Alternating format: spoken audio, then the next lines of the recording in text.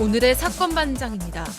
차선 변경 시비로 택시기사에게 욕설을 하는 과정에서 택시에 타 있던 어린이가 이를 들었다면 아동학대죄에 해당한다는 판결이 나왔습니다. 어린이들의 어머니가 만류했지만 승용차 운전자는 수분 동안 욕설을 했던 것으로 밝혀졌습니다. 개인 장학재단을 운영하며 기부왕으로 불리는 재단 이사장이 가사도우미를 성추행한 혐의로 경찰에 입건됐습니다. 경찰은 피해자에 대해서도 신변 보호 중인 것으로 알려졌습니다. 60대 남성이 동생과 시비 끝에 흉기를 휘두른 혐의로 재판에 넘겨졌습니다.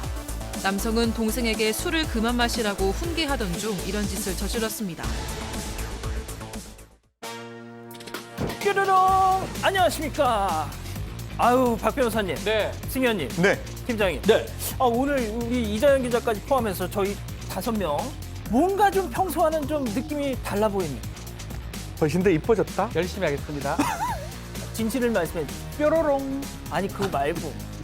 말씀하세요.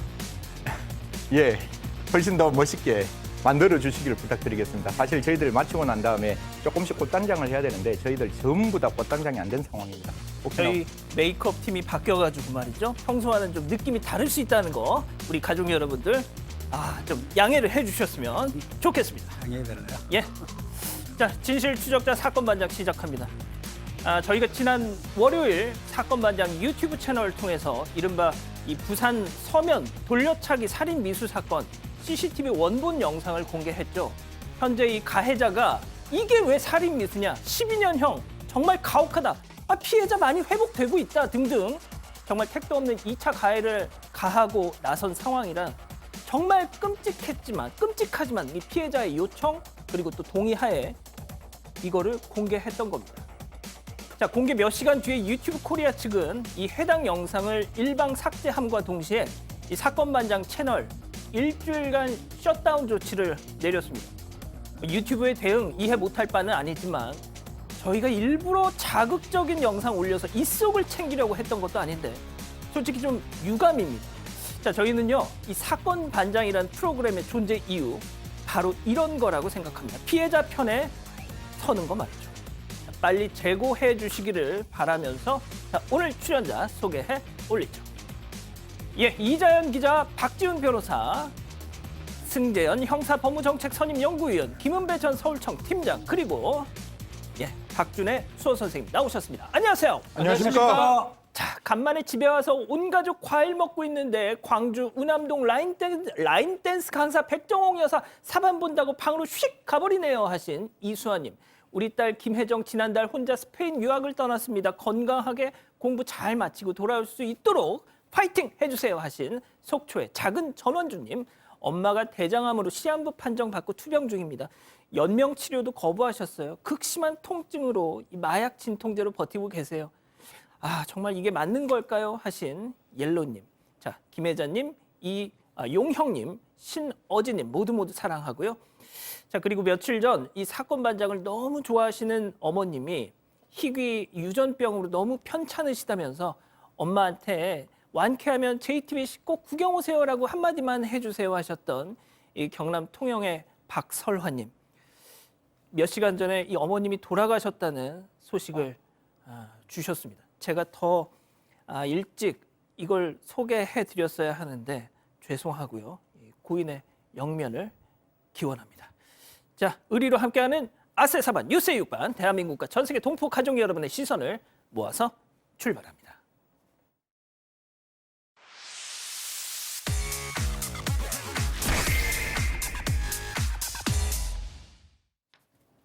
첫 번째 뉴스 가볼까요? 강추위 뚫고 슈퍼맨 등장입니다. 위급한 순간에 나타난 한 사람 영상 보시죠. 자, 여기는 대전 한 병원 주차장. 한 남성이 쓰러졌어요. 휘청이더니 뒤로 퍽. 이 차량에 가려서 안 보이는데 행인들 어째 발만 동동 구르고 있는 바로 그때 한 남성이 휙 달려오더니 상태를 확인하고는 하나 둘 셋 심폐소생술. 자, 그 사이에 다급히 어디론가 달려가는 의료진. 자, 무사히 쓰러진 남성을 병원으로 저렇게 이송하고 있습니다. 자, 다른 사람들이 발만 동동 구르고 있었을 때 하나 둘 셋 했던 저분의 정체 누구였습니까? 바로 사회복무요원이었는데요. 지난달 25일입니다. 60대 남성이 대전 성모병원에서 검진을 받고 집에 돌아가다가 갑자기 발생한 일입니다. 이날 대전이 영하 17도까지 떨어졌다고 합니다. 이런 한파가 몰아치는 강추위였는데 갑자기 이 남성이 급성 심근경색 증세로 병원 주차장에서 쓰러진 건데요. 이 주변 사람들도 별다른 조치를 못 취하고 있는데 한 남성이 달려와서 이 쓰러진 남성의 상태를 살피고 곧바로 심폐소생술을 시행을 한 겁니다. 이 위급한 상황에서 남성의 목숨을 구한 이는 바로 병무청에서 근무 중인 사회복무요원 아하. 김대흥 씨였습니다. 이 김대흥 씨는요, 대학에서 관련 학과를 졸업하고 간호사로 일한 경력이 있다고 합니다. 이 덕분에 침착하게 대응할 수 있었다고 하는데 해당 병원 측이 해당 환자가 의식을 다 회복한 걸로 볼 때 이 심폐소생술 골든타임을 놓치지 않은 것 같다고 전했습니다. 자, 이후에 말이죠. 저 쓰러지셨던 분의 가족들께서 살해를 하겠다 했는데 거절하셨답니다. 저 같으면 아유 뭐 그런 걸 하면서 받았을 것 같은데 말이죠. 그렇죠. 어떻게 보면 김대영 씨 그 가족들이 가족들이 그 고마움을 표시하려고 하니까 정중하게 그 고마움을 이제 거절했다고 하면서 이런 말을 했다고 합니다. 참 어떻게 보면 가슴이 따뜻해지는 말인데요. 환자분만 괜찮으면 된다, 다행이다 이렇게 얘기했는데요. 병원 측에서 이렇게 얘기했습니다. 용감하고 빠른 대처로 생명을 살린 이 김대영 씨에게 감사패를 전달할 예정이다라고 하는데요. 이게 대전 병무청이잖아요. 이기식 청장님, 저 승재현입니다. 저 이 김대영 씨에게 줄 수 있는 부분 무엇이 있는지 좀 곰곰하게 생각하시고 저는 국민 한 사람의 생명이 국가의 안보라고 생각합니다. 살렸다면 그게 걸맞는 어떤 칭찬 그리고 감사패 그리고 포상휴가 이런 것 좀 부탁드리도록 하겠습니다. 네, 알겠습니다. 자, 두 번째 뉴스 이어갈게요. 승희원님. 예, 자, 명절 보내고 왔더니 경악입니다. 자, 이 사반 가족께서 정말 울분을 터뜨리시면서 직접 보내주신 영상 식사하시는 분들 죄송합니다. 함께 보시죠. 자, 여긴 빌라 1층 베란다 설 연휴 보내고 왔더니 자, 저 위를 딱 보세요. 자, 베란다에 널브러진 쓰레기 봉투 뜯어봤더니 치킨 무부터 세상에 먹고 남은 닭뼈들까지 아이고 저 치킨무 저거 콜라 자, 또 저 와중에 말이죠. 아우 닭뼈 아우 자, 저 와중에 말이죠. 자기 손에는 이 치킨 양념 묻히기 싫어가지고 비닐 장갑 쓰는 거 보세요 저거. 자, 그래놓고 저걸 갖다가 남의 집 베란다에다가 위에서 투척을 한 겁니다. 진짜 잡히기만 해봐라. 자, 박 변호사님, 네. 이걸 제보해준 사반 가족께서 내가 못 잡더라도 따끔하게 좀 우리 박 변호사님 그냥 혼을 좀 내달라. 자, 일단은 담이 있기 때문에 옆집 같은 데서 넘어올 가능성은 없습니다. 4층 빌라인데요. 이게 용의자라고 표현하면 이게 맞는지 모르겠지만 거의 세대는 좁혀져요. 1층 아니면 그 위층에 2, 3, 4 거기서 지금 던졌을 가능성이 높아 보이죠. 좀 구조를 봤을 때 던졌을 것 같고요. 다만 이제 위에서 했는 것 같긴 한데 CCTV로 확인이 불가능하기 때문에 또 윗세대에서는 안 했다라고 지금 얘기하고 있는 그런 상황으로 보이고 경찰에 신고하니까 경찰에서는 이거 주민 간의 뭐 상린 관계 이런 거기 때문에 경찰이 개입하기는 어렵다고 하고 있는 상황입니다. 그렇지만 저는 이게 뭐 범죄까지는 아니다 하더라도 확인을 좀 해야 되지 않나 생각이 들어요. 도덕의식이기도 하고요. 또 쓰레기 같은 거 함부로 투기하면 뭐 생활 폐기물 관리법 위반이 될 수도 있고 뭐 손괴 같은 것도 가능하기 때문에 가능하다고 생각이 들고 결국은 이 1층에 이 주인이 CCTV 단다고 합니다. 아이고, 이것 때문에 다 단다고 하니까 세상에. 그러면 그때는 또 안 할 거예요 아마. 그렇죠. 예, 아마 비양심적인 인물이다. 이 주소가 있을 만한 것은 다 빼놨다 그래요. 그 와중에 예, 아주 고의적으로 지금 한 거. 영수증 같은 거. 다 빼놨다고 합니다. 야, 예. 그렇군요. 알겠습니다. 도로에 떨어진 시한폭탄입니다. 무슨 말일까요? 영상 보시죠. 자, 여긴 고속도로 오른쪽에 흰색 탑차 주먹. 잘 가다가 갑자기 비틀. 아이고 전도가 됐습니다. 왜 저럴까요? 다시 보시면요. 차 밑에 뭔가 대구르르르르르 저 낙하물에 걸렸던 겁니다. 자, 도로 위에 떨어져 있던 거 박 변호사님. 네, 큰 사고가 세상에 났습니다. 유압 실린더였답니다. 자, 이게 낙하물 저거. 자체가 15cm 정도 되는 유압 실린더가 지금 도로에 낙하가 됐고요. 이거 때문에 이 트럭이 그걸 넘어가려고 하다가 전복이 된 사고입니다. 근데 사실은 낙하물 적재물을 위반했을 때는 그 차량이 지금 다 잘못한 거죠. 그래서 찾아내면 이제 되는데 경찰이 이제 얘기를 하니까 경찰에서 이 어디서 이거 낙하물을 흘리는지 그것을 찾아냈다고 합니다. 근데 문제가 하나 있어요. 트럭 입장에서 지금 영상에 정확하게는 안 나와 있는데 이미 발견을 했어요. 이 앞에서. 음. 저걸 넘어가기보다는 좀 갈 수 있는 상황 아니었나 이렇게 보면 100%다 받기는 좀 어렵지 않나. 왜냐하면 떨어뜨린 건 잘못한 건 맞는데 지금 피해 갔으면 혹시나 가능성이 있기 때문에 그 부분 때문에 100% 보상받기는 좀 어려운 상황으로 보입니다. 알겠습니다. 자, 또 다른 영상 이어서 보시죠. 자, 문제없이 잘 달리는 화물차. 그런데 옆에서 경차가 끼어들어. 안 돼, 끼 멈췄더니, 어이구, 저게 뭐야? 뭐가 막 쏟아져. 불꽃이 확 일어나면서, 야, 세상에. 아, 승희원님, 저 네. 떨어진 게 말이죠. 네. 배에 닫히었답니다. 그렇죠. 아마 저게- 도로에 막 쓸리면서 저렇게 거대한 불꽃이 확 이러는데, 아유. 지금 우리 영상에는 보이지 않는데 저 닷 때문에 뒤에 오는 버스가 지금 추돌을 해서 저것도 넘어지는 전복사고가 일어났는데 시청자 여러분, 이때 분명히 경차가 끼어들면서 그 브레이크 잡는 바람에 뒤에 있는 화물 자동차가 넘어지는 것. 이건 앞에 있는 스파크 차량이 분명히 잘못했는 거죠. 그건 사고 유발했으니까. 그런데 저 적재물이 떨어지면서 뒤에 있는 버스가 전도됐는 거에 대해서는 그 화물 차주의 책임이다. 이제 이렇게 이야기를 하고 있는데 저는 여기서 한 가지 꼭 말씀드리고 싶은 게 저 적재물이 떨어지는 게 제대로 결박을 안 해서 떨어졌다면 당연히 화물 차주의 문제가 되겠지만 결박을 제대로 했고 불가항력적 사유에 의해서 만약에 저게 떨어질 수밖에 없었다면 제가 봤을 때 스파크 운전자에게도 연재 책임을 물어야 되지 않을까. 사고 유발했는 사람이 책임지는 거 맞죠. 그러니까 예. 이 부분에 대해서 정확하게 판단해서 누구의 과실이 있는지 좀 따져야 한다. 절대로 끼어들게 할 때 안전거리 확보하시고 끼어들게 했으면 좋겠다는 말씀드리겠습니다. 알겠습니다. 자, 마지막 사연으로 이어가 보죠. 결혼식에 전 연인 부른 신랑입니다.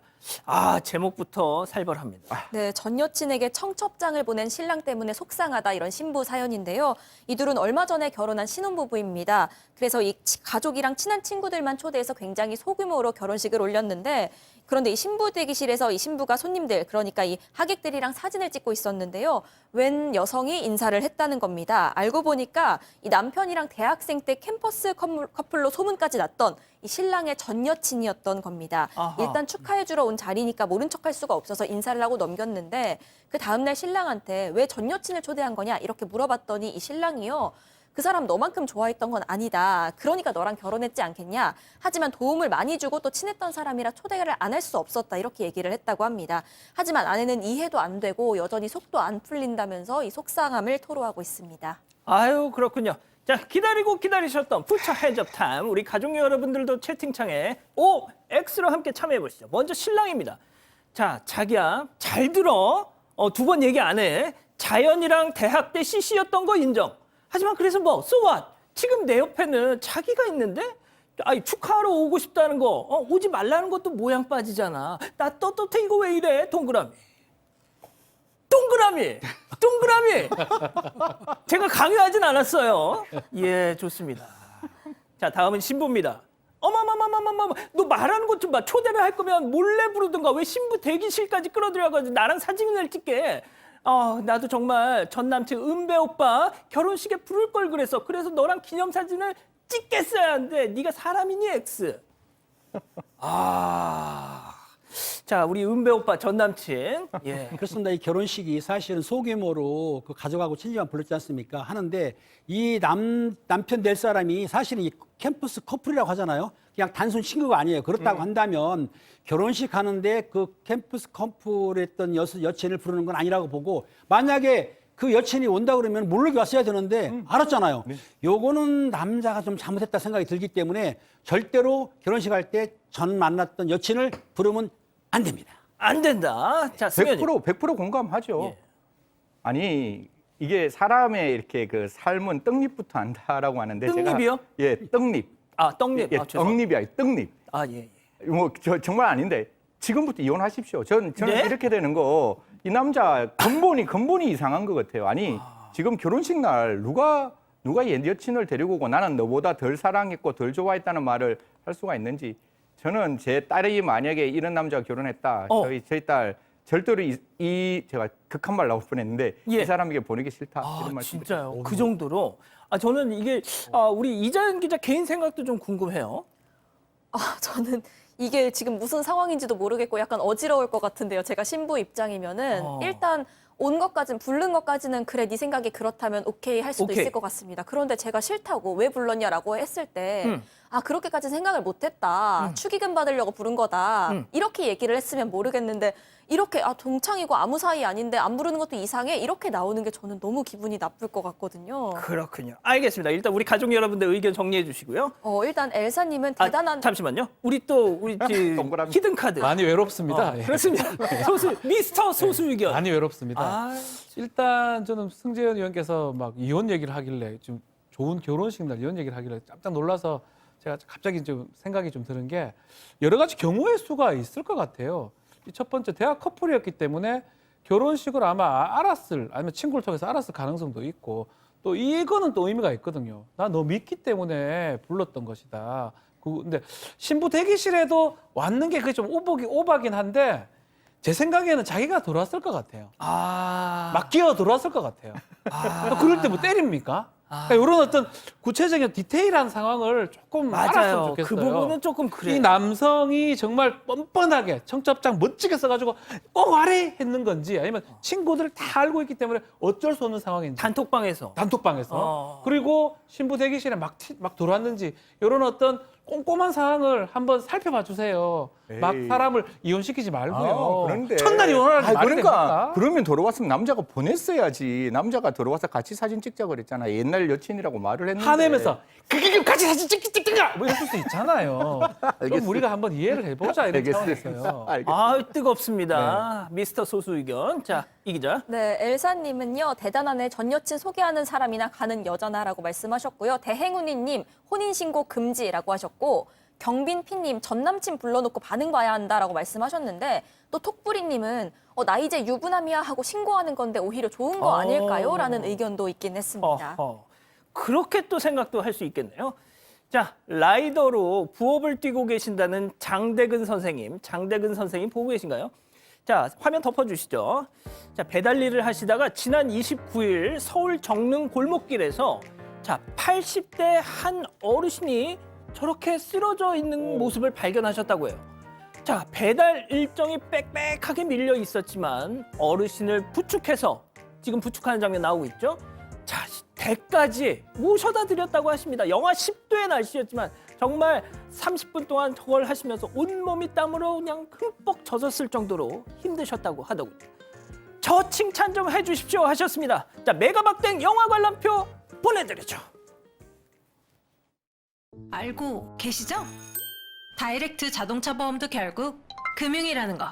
KB답게 가격은 아껴주고 보상은 꼼꼼하게 꼼꼼히 아껴주는 KB손해보험 다이렉트. 코지마가 당신의 라이프 스타일과 만나면 일도 휴식도 함께하는 것도 파티마저도 처음 만나는 듀얼 엔진과 모션 프레임 코지마가 만드는 코지플레이 코지마.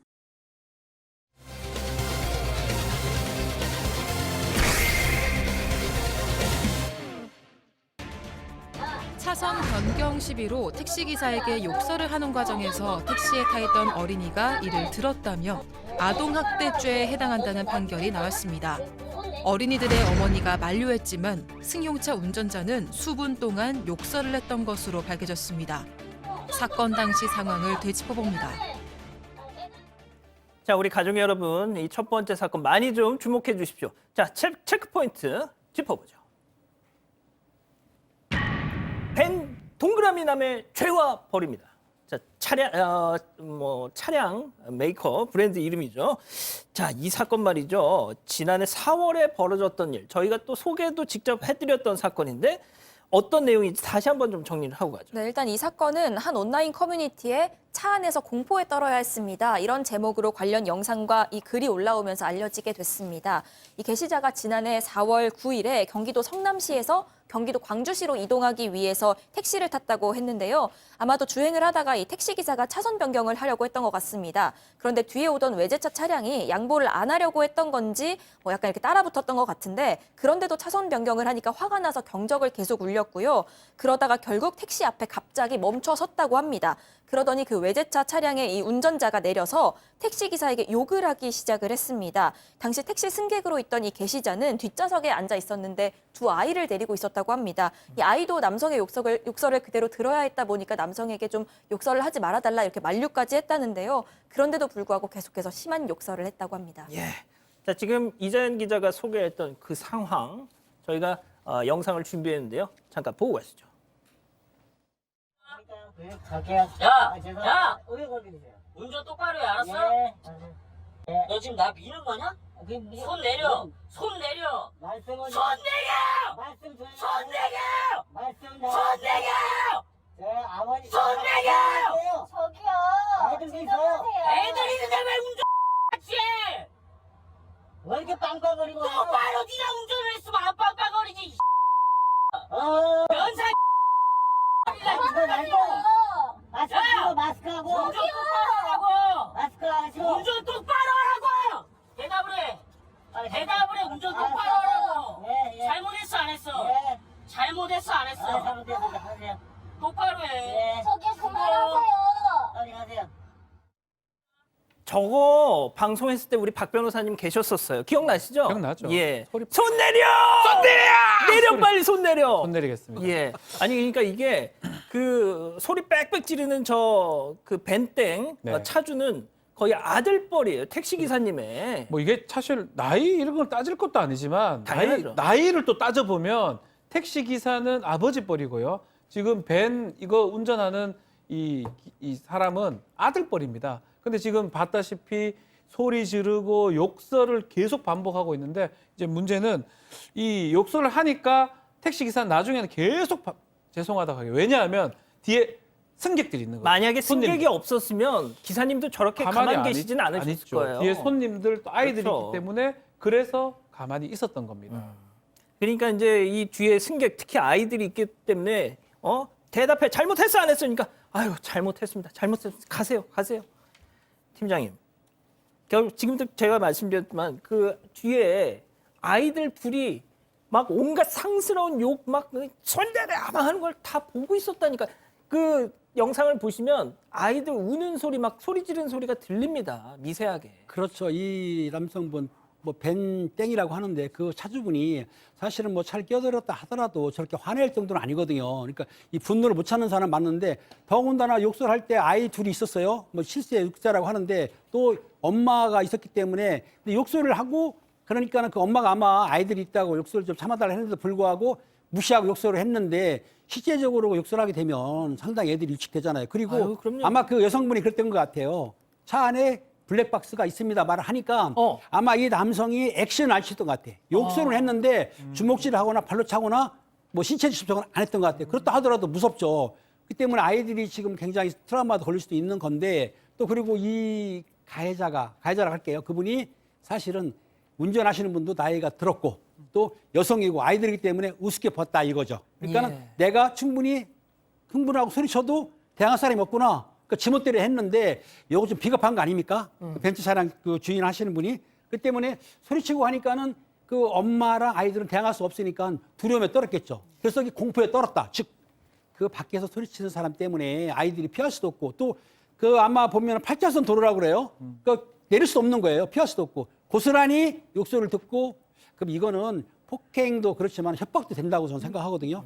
강하게 처벌해야 됩니다. 이러면 절대로 안 됩니다. 예, 승현님 그 아이들 저 뒤로 괜찮았대요? 사실 뭐 아이들 저런 이야기 들면 저희가 이제 우리 이제 아동복지법 그러니까 뭐 아동정책조정위원회라서 이제 아동학대 사건이라든가 이런 거 보면 아이들이 저게 딱 느끼면 어떤 트라우마가 있는가 하면 저런 상황에서 저래도 그냥 이 트라우마라는 게 저런 상황에서 저래도 된다라는 트라우마가 생기는 거예요. 그러니까 아이들끼리 막 놀다가 아이들 이게 시비가 붙잖아요. 그러면 손 내려 이렇게 얘기를 하는 거예요. 그리고 뭔가 잘못하면 지금 이 아저씨가 욕했던 거 우리 뒤에 블로그처리 했는데 진짜 심각한 욕이거든요.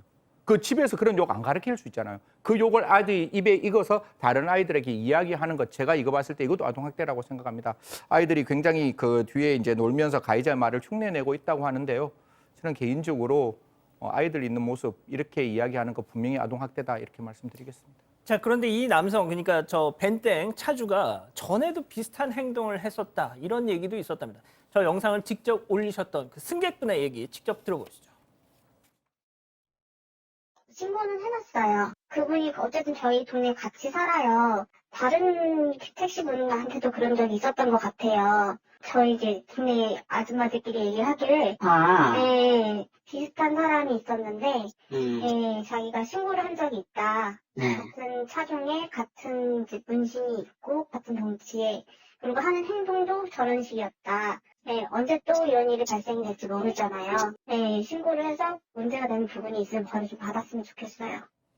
아, 그래도 저 승객분이 뭐 신고를 하시긴 했네요. 네, 정작 택시 기사는요, 생업이잖아요. 그렇다 보니까 문제가 생길까 봐 그냥 넘어가겠다고 했다고 합니다. 하지만 이 승객이 지나치지 못하겠어서 결국 신고를 했고 또 이걸 지켜본 목격자도 경찰에 신고를 했습니다.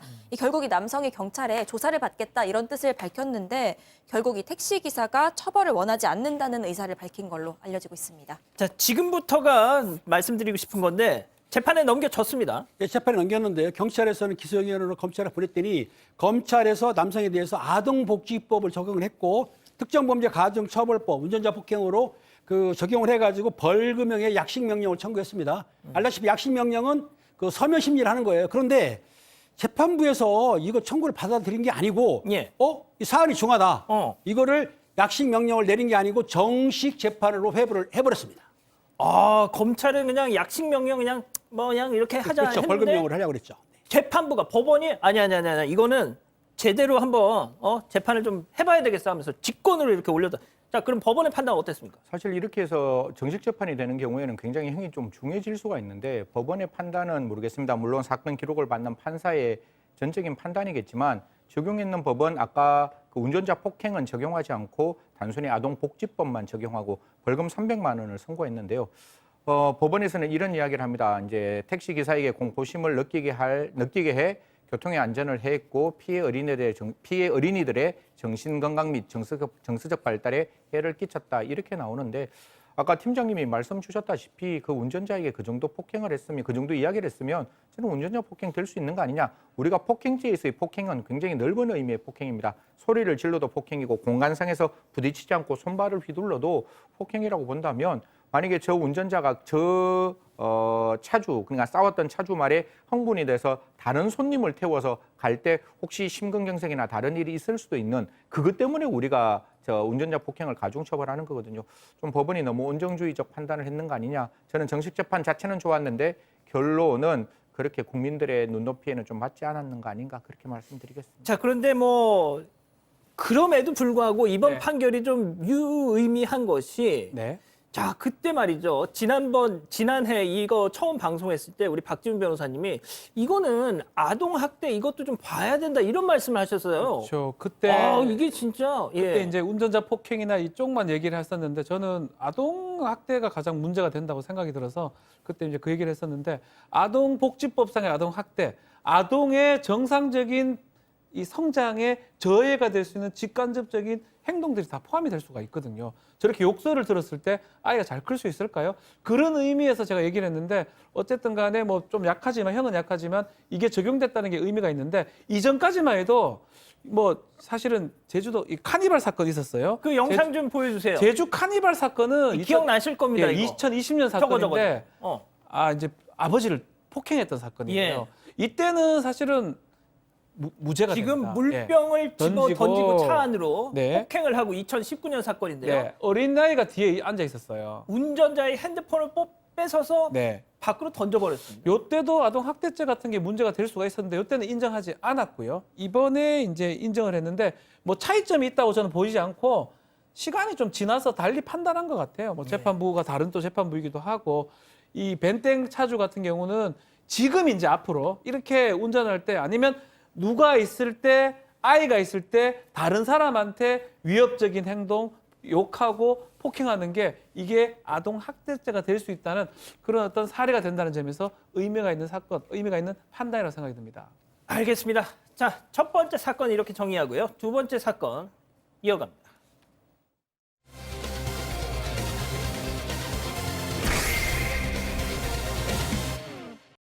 개인 장학재단을 운영하며 기부왕으로 불리는 재단 이사장이 가사도우미를 성추행한 혐의로 경찰에 입건됐습니다.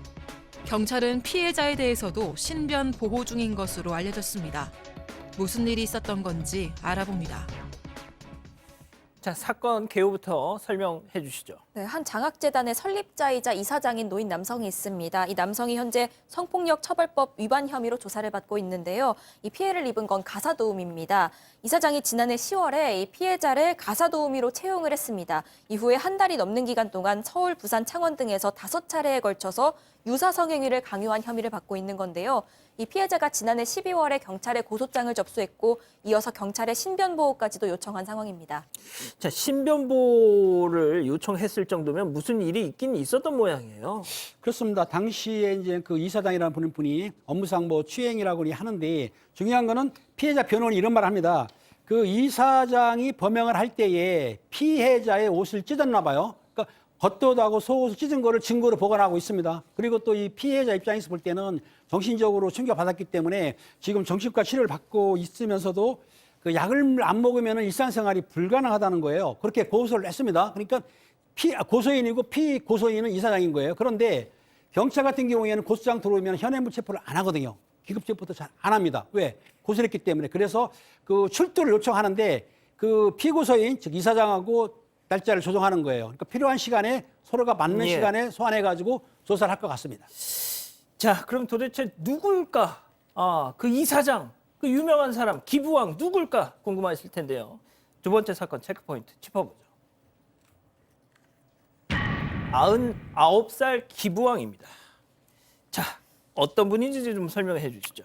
사실 아까 뭐 교육재단을 설립했다고 하고 장학금을 냈다고 하는데 장학금 금액 놀라지 마십시오. 1조 5천억 정도를 기부했다라고 합니다. 그러니까 굉장히 어떤 미래의 어떤 인재를 양성하기 위한 굉장히 중요한 활동을 했는 거죠.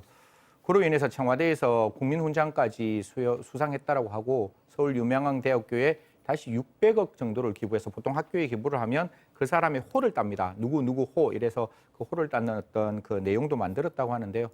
특정 화학 그룹의 창업자라고 하는데 아직 이제 수사가 진행 중이기 때문에 제가 이 정도까지만 설명드리도록 하겠습니다. 자, 뭐 과거에 뭐 당연히 유명하신 분이니까 그 인터뷰를 과거에 많이 하셨던데 좀 약간 인상적인 그런 그렇죠. 말씀들을 좀 하셨더라고요. 자, 주옥 같은 말들을 좀 해가지고 이게 좀 알려져 있긴 한데요. 지금 2002년도에 사재 한 3천억 정도를 하면서 교육재단을 설립했는데 이때 이런 얘기를 합니다. 자신의 아들이 조기 유학 갔다가 자폐증에 걸려서 좀 둘째 아들이 그러던 적이 있는데 자식한테 이루지 못했던 꿈들을 세계 1등의 인재의 꿈을 남의 자식을 통해서 이뤄보고 싶다. 이렇게 해서 많은 사람들이 좋구나라고 했었고요. 또 돈을 버는 데는 천사처럼 할 수 없어도 쓰는 데는 천사처럼 하련다라고 해서 이런 얘기를 어록을 남기면서 많은 분들이 관심을 가졌던 것입니다. 예. 자, 그런데 이제 저희가 좀 입장을 들어보기 위해서 연락을 취했는데 팀장님 뭐 일단 답변을 들을 수가 없었다고는 해요. 근데 이걸 보도한 매체에는 그쪽 재단 측 관계자가 뭔가 얘기를 하긴 했더라고요. 그렇습니다. 이사장이 직접 답변한 건 아니고요. 관계자가 답변을 했는데 뭐라고 했냐면 그 모 신문사와 통화 중에 뭐라고 했냐면은 그 이사장이 고소당한 것 사실에 관해서 아는 바가 없다라고 말은 했는데 설마 고소 사실이 있다 하더라도 그게 전부 사실이 아니다라고 말을 했어요. 그리고 뭐라고 했냐면 또 했습니다.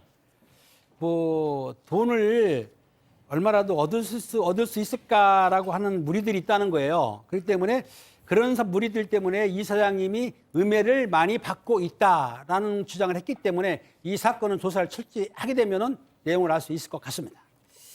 예, 다시 한번 정리해드리면 뭐 고소 사실이 있어도 그게 다 전부 사실은 아닌 것이다.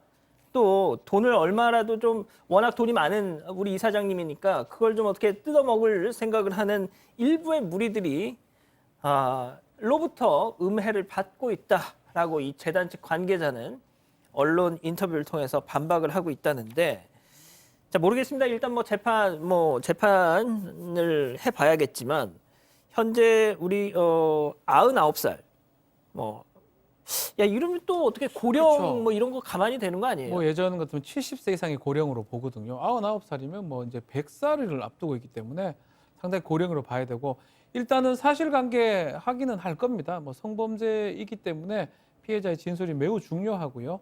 확인을 한 다음에 처벌할지 말지 결정할 건데 고령 99세가 반영이 된다면 이게 뭐 실형까지 떨어질 수 있을지는 조금 지켜봐야 될 부분 같습니다.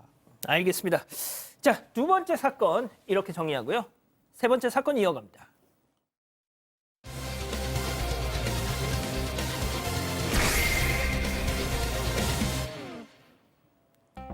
60대 남성에게는 평소 술 때문에 벌어진 시비가 잦았습니다. 지난 2020년 여름 함께 술을 마시던 동생에게 그만 마시라고 훈계하면서 얼굴에 흉기를 휘두르는가 하면 같은 달 면허 취소 수준의 만취 상태로 운전대를 잡기도 했는데요. 이렇게 남성이 음주운전 혐의로 기소된 횟수만 무려 6번. 하지만 어찌된 영문인지 남성은 철창 신세 한 번을 지지 않았습니다. 반성 없는 음주운전자에게 재판부가 내린 판단은 무엇이었을까요? 하하. 자, 먼저 이 사건의 발단이 됐던 동생과의 술자리에서 어떤 일들이 벌어졌는지부터 정리하고 가죠. 네, 지난 2020년 7월 21일 새벽 2시 반쯤이었는데요. 이 60대 남성이 강원 홍천군에 있는 자신의 주거지에서 50대 남성 동생과 술을 마시고 있었습니다. 그러던 중에 이 평소보다 뭔가 동생이 술을 많이 마셨는지 술 좀 그만 마셔라 이렇게 훈계를 했는데 이걸 가지고 기분이 나빠져서 서로 시비가 붙은 겁니다. 이에 60대 남성의 형이죠. 이 형이 집에 보관하고 있던 흉기를 꺼내서 욕설을 쏟아내면서 동생의 왼쪽 얼굴을 내리치게 됐는데요. 이 때문에 동생은 볼에 상처를 입어서 2주간 치료를 받아야 했습니다. 예, 흉기. 저희가 이제 구체적으로 말씀을 안 드리겠는데 그 보통 우리가 정글 같은 데 가면 막 그 숲을 우거진 거 막 헤치면서 가는 그때 쓰는 그 칼 있지 않습니까? 세상에 그걸 자기 친동생에게 휘둘렀다는 건데. 자, 팀장님. 자, 그런데 이렇게 가족, 친동생에게 흉기를 휘두르더니 또 얼마 뒤에는 경찰에 도로 위에서 적발이 됐어요. 그렇습니다. 동생한테 이제 흉기 들으면 특수상해거든요. 그렇게 범행한 뒤에도 한 일주일이 지난 뒤에 그 60대 남성이 그 밤 10시입니다. 술을 마시고 음주운전을 했는데 약 4.5km 구간을 달린 거예요. 그런데 나중에 혈중 알코올 농도를 재봤더니 0.092%, 0.08 이상이면 면허가 취소가 되지 않습니까? 이게 처벌받게 되면 사실은 이게 0.09이라고 하면 1년 이상 2년 이하의 징역을 처할 수도 있고요. 또 500만 원 이상 1000만 원 이하의 벌금을 처할 수도 있는 상황입니다.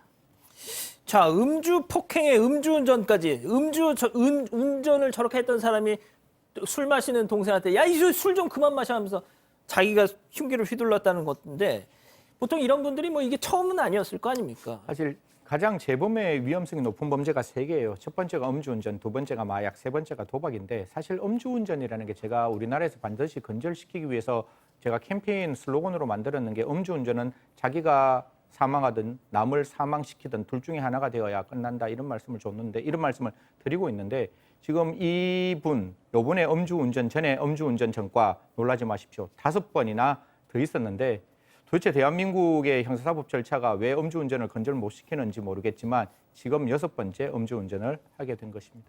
왜 근절시키지 못하는지의 어떤 가장 적절한 예가 지금부터 소개가 됩니다. 자, 무려 이 60대 남성 판결이 참 기가 막혔습니다. 체크포인트 짚어보죠. 6번 음주운전 적발에도 집행유예. 자, 이 기자. 네, 집행유예가 나왔습니다. 춘천지법이요. 징역 1년 8개월에 집행유예 3년을 선고를 했는데 여기에 더해서 이 사회봉사 120시간 그리고 준법 운전 강의 40시간 수강도 명령했습니다. 집행유예 판단을 내리면서도 또 재판부는 이 부분은 지적을 했습니다. 이 피고인은 음주운전으로 5차례에 걸쳐서 형사처벌 받은 전력이 있음에도 또다시 음주운전을 했고 이 범행 수단 및 위험성, 상해 정도에 비춰서 그 죄질이 중하다고 지적했습니다. 자, 박 변호사님. 저는 말이죠. 제가 괜히 막 무슨 이 방송을 이렇게 재밌게 하려고 막 일부러 화를 내는 게 아니라 진짜 이건 문제가 많습니다. 이 재판부가 누구신지는 모르겠는데 세상에 음주운전 6번을 하다 6번째로 지금 걸려가지고 이걸 재판을 받고 있는데 어떤 말을 했느냐 말이죠. 사고가 발생하지 않았다. 음주운전 했지만 사고가 나지 않아서 이걸 양형에 반영을 한다.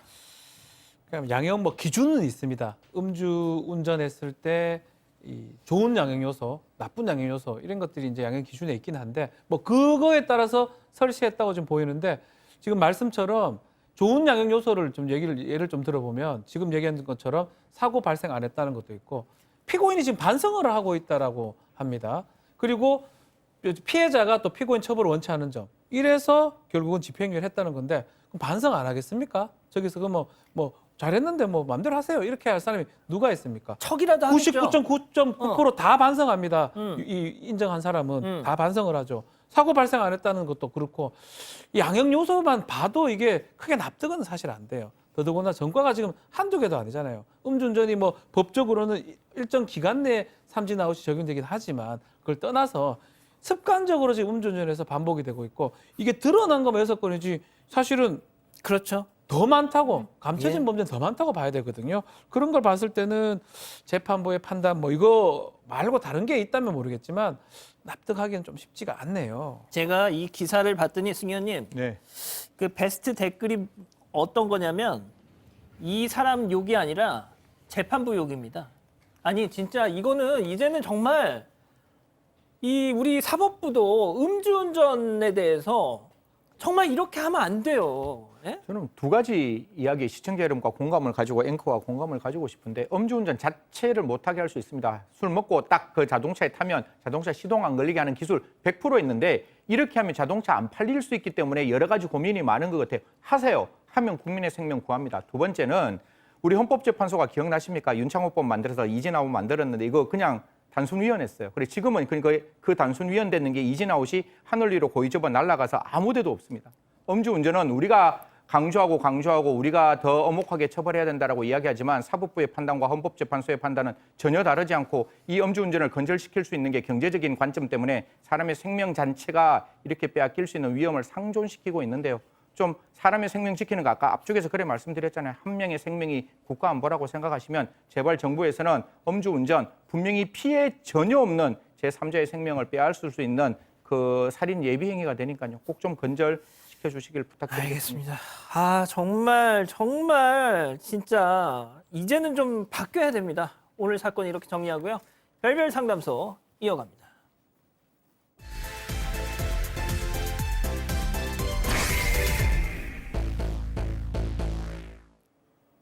삼 년 연애 끝에 7살 연상 남편과 결혼을 한 20대 김 씨.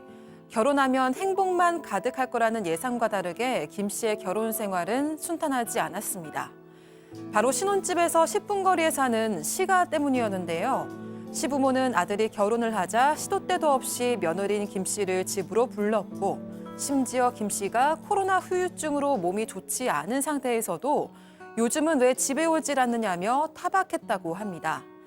하지만 김 씨가 더 괴로운 건 막상 시가에 가면 시부모들은 김 씨를 반가워하지도 않고 뻗어 놓은 보리자루 취급을 한다는 건데요. 몸이 아파 병원에 입원을 해도 무조건 시가에 찾아와서 인사하기를 바라는 시부모 때문에 괴롭다는 김 씨. 그녀는 이 결혼 생활을 유지할 수 있을까요?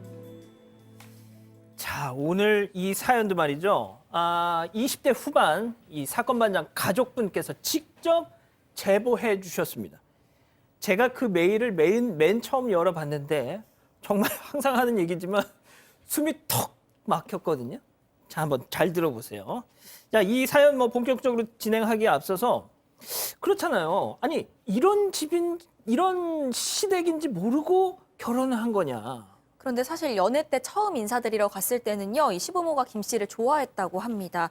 그런데 저희가 이 신원이 특정될 수도 있어서 자세히 전해드릴 수는 없지만 정말 이런저런 사정으로 정말 피치 못할 이유로 이 김 씨가 퇴사를 하게 됐습니다. 그러면서 이 시가가 갑작스럽게 둘의 만남을 반대하기 시작했는데 그런데도 불구하고 남편을 너무 사랑해서 반대를 무릅쓰고 3년 연애 끝에 결국 결혼을 하게 됐습니다. 하지만 이 상견례 때도 분위기가 좋지가 않았고 이 결혼 준비하는 과정에서도 다 전해드릴 수는 없지만 시부모가 개입을 많이 하면서 기분이 상하는 일이 종종 있었다고 합니다. 하지만 이 김 씨는 결혼을 하고 나면 다 괜찮아질 줄 알았고요. 이 남편도 결혼만 하면 괜찮을 것이다 이렇게 얘기했다고 합니다. 그런데 결혼 후부터 이 시가가 김 씨를 더 힘들게 하기 시작을 한 겁니다. 예. 자, 저희가 이제 본격적으로 사연 전해드리기 전에 한 가지 좀 참고 말씀드리면 이 사연자분, 그러니까 아내분과 남편분이 지금 방송을 보고 계십니다.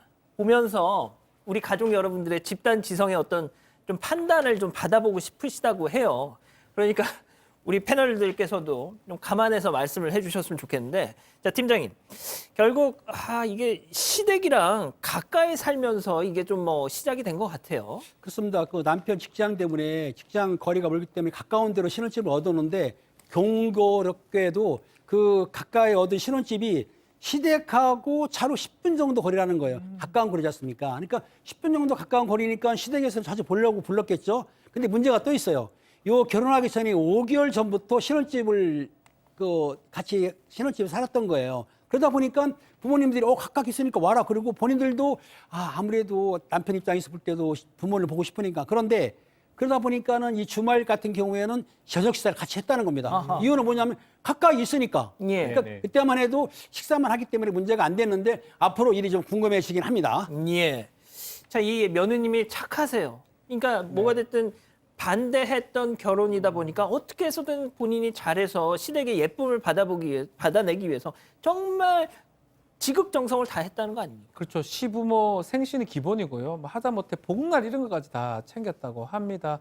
그래서 지금 생신상 같은 걸 본인이 직접 차려다 주면 이제 이 여성 이 얘기에 따르면 밥이 질다. 음식이 짜나. 그러니까 불만을 좀 했다 그래요. 이런. 생일상을 열심히 차려드렸는데 힘들게. 거기에다가 지금 시부모 집에 가서 뭐 밥도 음식도 하고 설거지도 하면 이걸 할 때 빈말이라도 고맙다고 하는 게 일반적이잖아요. 예. 근데 아무도 고마워하지 않고 이 김 씨의 행동을 당연하게 여겼다고 합니다.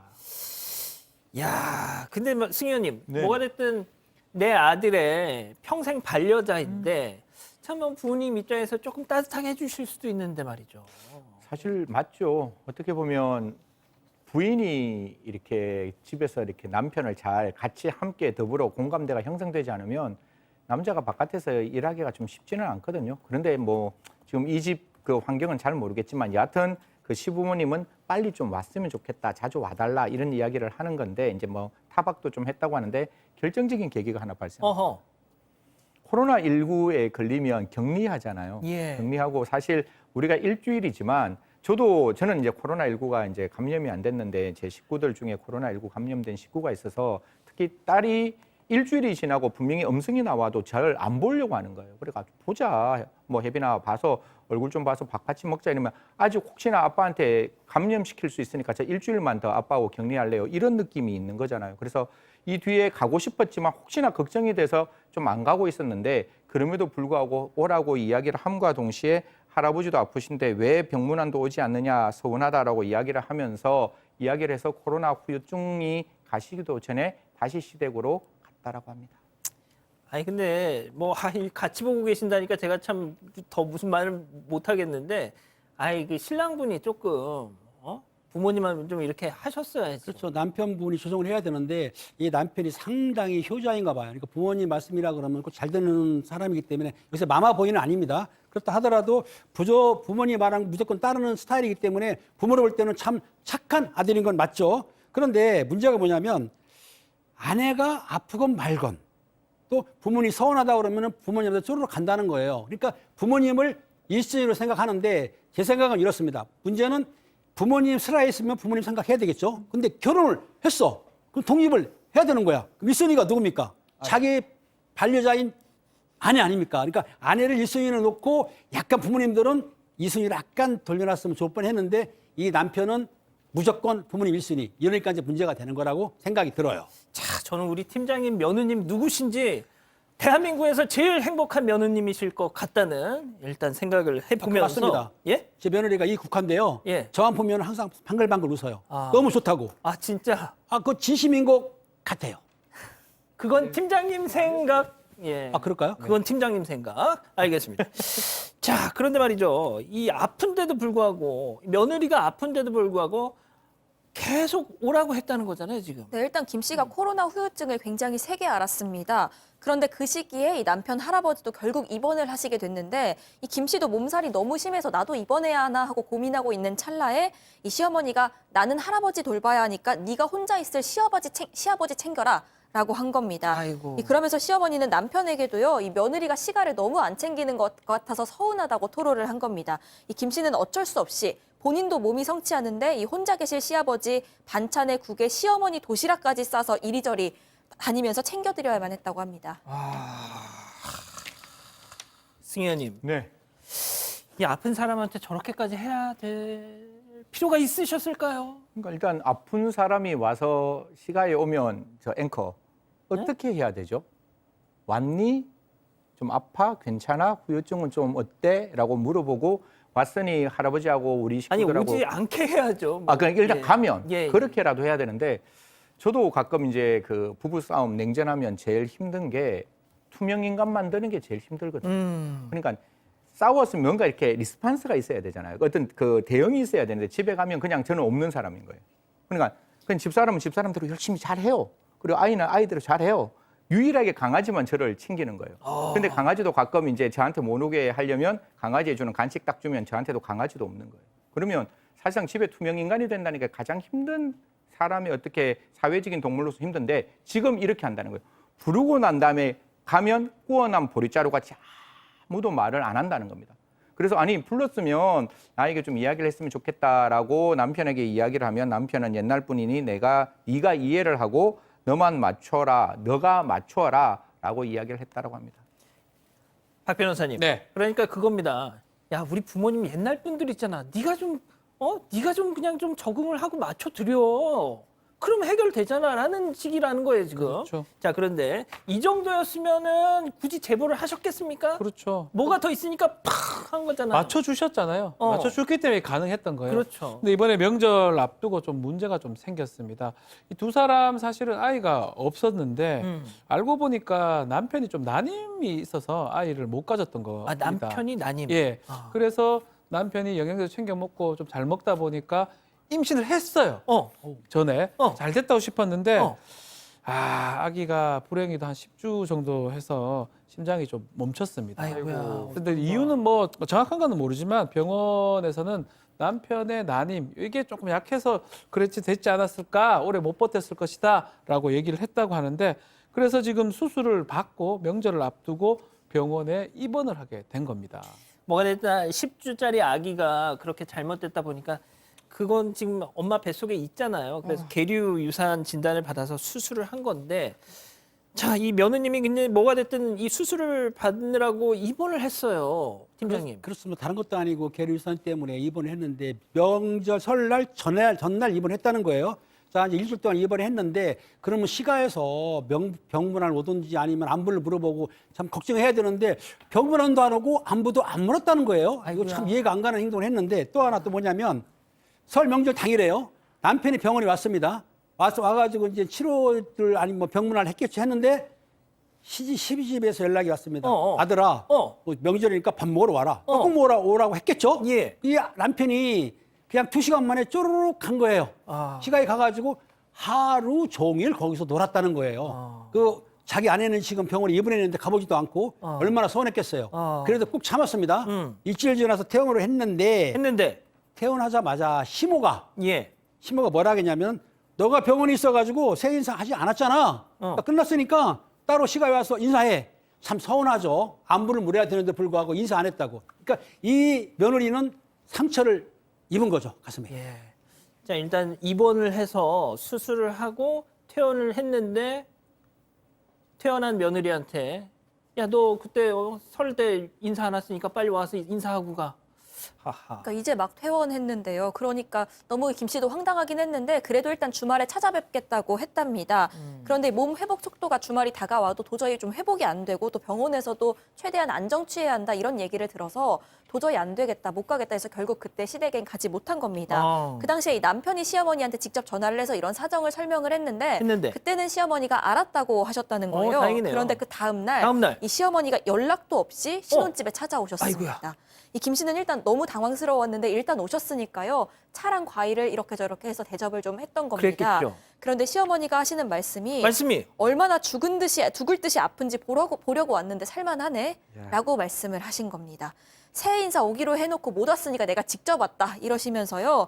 젊은 애들 항생제 맞으면 금세 좋아진다는데 넌 몸이 왜 이렇게 약하냐라는 얘기를 하셨다고 합니다. 박 변호사님.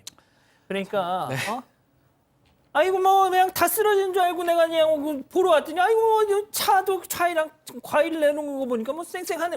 아 뭐 이렇게까지 뭐 말씀은 안 하셨겠지만 이런 뉘앙스라는 거지 않습니까? 그렇죠. 뭐 또 이런 얘기도 했다 그래요. 남편 야근하면 혼자라도 와서 같이 또 얘기도 좀 하고 영화 보자라고 뭐 이렇게 왜 이렇게 애살이 없냐라고 또 면박을 줬다 그러고 좀 충격적인 게 예. 난임 얘기를 합니다. 남편 난임 얘기를 하면서 원래 우리랑 살 때는 건강했는데 네가 혹시 안 좋은 음식 먹여가지고 저렇게 된 거 아니냐라고 탓을 했는데 안 돼 그거. 이건 제가 비의사도 아니고 비전문가지만 그거 아닙니다. 아 이게 그 얘기가 좀 예. 컸던 것 같아요. 그러니까요. 예, 알겠습니다. 자, 그러면 이게 또 같이 그 부부가 같이 보고 계신다니까 참 이 말이 조심스러운데. 자, 이쯤에서 별별 상담소 오늘의 궁금증 짚어보죠.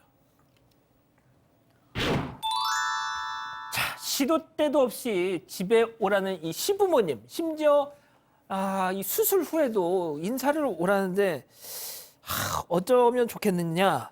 자, 일단 이자연 기자가 먼저 이 제보자 아내분의 얘기부터 좀 전해주세요. 뭐가 됐든 부푼 꿈을 안고 행복하겠지 해서 이제 결혼을 했는데 지금 상황이 저희가 얘기했다시피 이게 그게 아니잖아요. 네, 저도 이 말씀이 참 마음이 아픈데 이 결혼 후에 좋은 일보다 나쁜 일이 더 많았다. 이렇게 얘기를 하셨습니다. 사실 사랑 하나만으로 한 결혼인데요. 이 해도 너무한다는 생각밖에 안 든다고 하시고요. 이 도리를 바라는데 시부어머니는 또 경우 없는 행동을 일삼고 또 남편은 방관자고 이렇게 김 씨가 당하고 있어도 아무 말 없이 가만히 있다가 김 씨가 서럽다고 토로하면 자기 부모님만 두둔하고 나서는 상황이 너무 힘들다고 하시고요. 이렇게 외롭고 서러우려고 한 결혼이 아닌데 너무 속상하다 이런 얘기도 하셨습니다. 예. 그러면서 이 오늘 방송을 남편분이랑 같이 보고 계시다고 하십니다. 예. 제가 이제 같이 보고 계신다는 말씀 드리면서 참 제가 말을 참 함부로 못 하겠습니다 했더니 우리 가족이 뭘 함부로 하고 싶은 얘기 다 해 막 지금 오히려 막 더 화가 나셨어요 지금. 자, 그러면 우리 팀장님부터 차례대로 따끔하게 혹은 뭐 아무튼 하시고 싶은 말씀 다 하셔 그냥. 다음은 안 되고요. 다음은 또 댓글 이상이 올라오니까 진짜? 제가 이제 하나를 비를 드리겠어요. 저는 제 아들한테 뭐라고 하냐면 절대로 싸우지 말지만 싸우게 되더라도 친정 얘기는 하지 마라. 두 번째, 너의 처가 1순위니까는 무조건 너의 처 편이 되라. 여자 말 들어라. 이러면 문제가 없거든요. 지금까지 문제가 없어요. 그러니까 제가 조언하는 게 제대로 한 거죠. 네, 아무튼 승현님도. 제일 중요한 거는 아프잖아요. 아픈 거는 서러운 일이고 서러우면 사람이 외로워져요. 그 외로워지는데 내 옆에 있는 사람은 남편밖에 없거든요. 근데 그 남편이 내 편이 안 되어 있으면 정말 순간적으로 세상 위에 아무도 없다는 생각 듭니다. 특히 아플 때에는 제발 좀 그냥 부인 편에서 부인을 위해서 부인에게 무엇을 해줄까를 고민하시는 게 맞다라고 생각하고 사실 아까 제가 참 입에 담기도 좀 어려운 계류유산을 하셔서 마음이 얼마나 불편하시겠습니까? 그 느낌 주위에 많은 분들이 있어가 제가 알고 있거든요. 그러면 그 부분에 대해서 위로하는 게 먼저라고 생각합니다. 그걸 어머니의 아버지에게, 그러니까 남편의 어머니와 아버지에게 말씀하셔서 그 부인의 어떤 마음을 좀 따뜻하게 어루만져 주는 게 더 필요하지 않을까 생각합니다. 그러니까요. 자, 우리 박 변호사님. 뭐 이제 뭐 전 법적으로는 이게 이혼을 하고 이런 거는 아닌 것 같고요. 뭐 그런 얘기는 제가 드릴 필요도 없는 것 같은데 가장 중요한 역할은 남편의 역할이 아닌가 생각이 듭니다. 계속 얘기 나오지만 옛날 사람이라고 아마 남편도 알고 있는 것 같거든요. 옛날 사람이 조선시대는 아니잖아.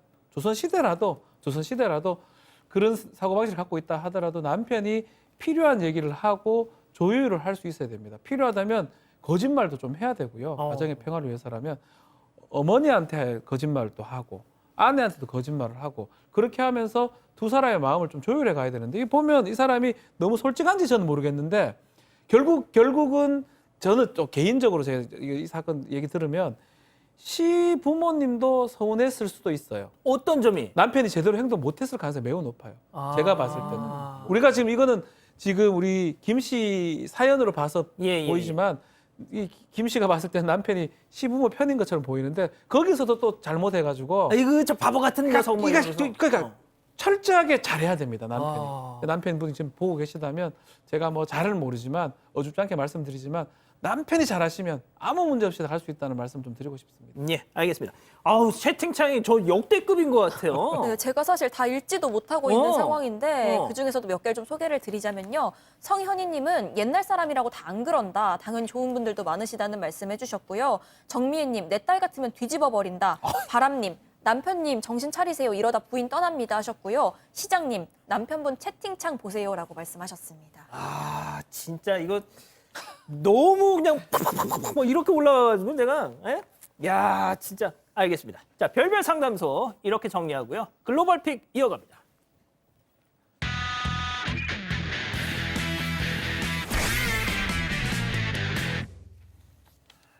자, 오늘 첫 번째 주인공 동물입니다. 호주로 가보시죠.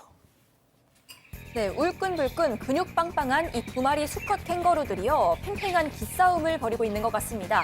처음엔 서로의 멱살을 살살 잡아보려고 하더니 가슴을 퍽 밀어치고는 얼굴을 가격하려고 하는데 저렇게 털들이 휘날리면서요. 한쪽이 헤드락이 걸리고 맙니다. 왜 싸워요? 왜 싸워요? 왜 싸워? 이 수컷들은요, 영역 싸움을 하는 중이었다고 합니다. 그런데 주변에 보시다시피 캠핑 도구들 있죠? 이 두 수컷이 싸우는 곳이요. 사람들이 편히 쉬러 온 캠핑장이었다고 합니다.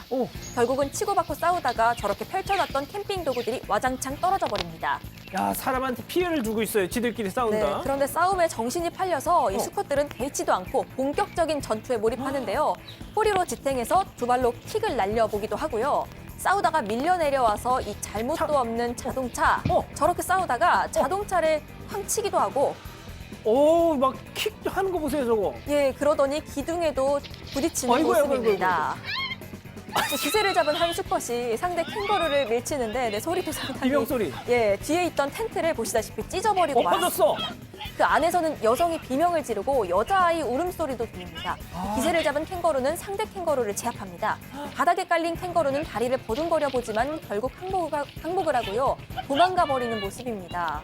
사람 괜찮아, 사람? 네, 그런데 사람은 괜찮았는데 이 캥거루들은 다음 날 또다시 숲속에서 2라운드를 벌였다고 합니다. 쟤는 진짜 뭐 안 좋은 게 있나 봐요. 알겠습니다. 자, 다음은 미국으로 가보시죠.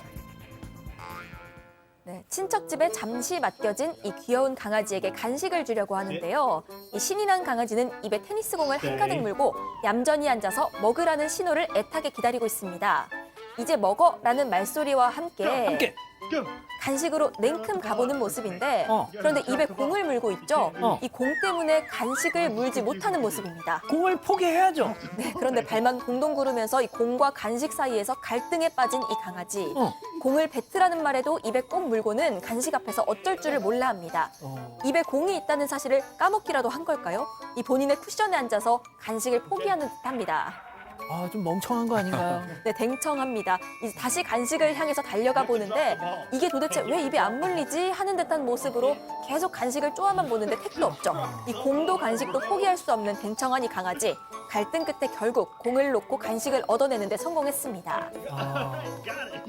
네, 강아지는 견생 최고의 갈등을 이겨내고 어렵게 얻어낸 간식을요, 두 손으로 야무지게 잡고 먹어봅니다. 이런 귀여운 모습에 누리꾼들은 공은 역시 강아지들 삶의 전부다라고 하면서 웃음을 터뜨렸다고 하네요. 그렇군요. 앞서 제가 반장픽에서 말씀드렸던 그 흰색 말티즈 찾습니다 했던 거 방송 나가고 나서 조금 전에 찾았다고 우와. 속보가 들어왔습니다. 아이고, 자, 일단 축하드리고요. 계속해서 미국으로 이어갑니다. 자, 지금 보고 계신 화면 헬기에서 찍은 영상이죠. 경찰차 한 대가 경광등을 킨 채로 빠르게 달리고 있습니다. 헬기가 쫓고 있는 건 바로 폴리스, 경찰차입니다. 와우. 바로 몇 분 전에 경찰이 교통 정리를 하는 사이에 한 20대 남성이 경찰차를 훔쳐서 달아났기 때문에 이야. 엄청난 속도로 도망을 가는데요. 경찰은 즉시 지원을 요청했고 헬기까지 동원이 된 겁니다. 간이 배 밖으로 간이 나왔어요. 배 밖에 나왔습니다. 예. 빠른 속도로 달려봅니다. 달리는 차 위에는 뭐가 있죠? 나는 헬기가 있어요. 우와. 헬기가 계속해서 추격을 하고 있고요. 근데 도난당한 경찰차가 예. 기차 건널목을 지나다가 선로에 전복됐어. 버립니다. 아이고. 옆으로 꼬꾸라져 있는 움직이지 못하는 차량으로 경찰들이 천천히 다가가는데요. 운전자의 움직임은 보이지가 않습니다. 일단 쌤통입니다. 네. 경찰들이 전복된 차에서 도둑을 꺼내려고 유리창을 부수고요. 어허. 이렇게 쉽게 검거가 되나 싶었는데 경찰들 갑자기 분주해집니다. 바로 기차가 다가오고 있었기 때문입니다. 어떻게? 경찰들은 소리를 지르면서 운전석에서 도둑을 재빨리 끌어냈고 몇 초가 지나지 않아 기차가 경적 소리와 함께 달려와서 경찰차를 치고 그냥 지나가 버립니다. 자, 도둑 잡으려다가 도둑을 구하는 상황이 돼버린 거죠. 결국은 잡혀버린 이 도둑.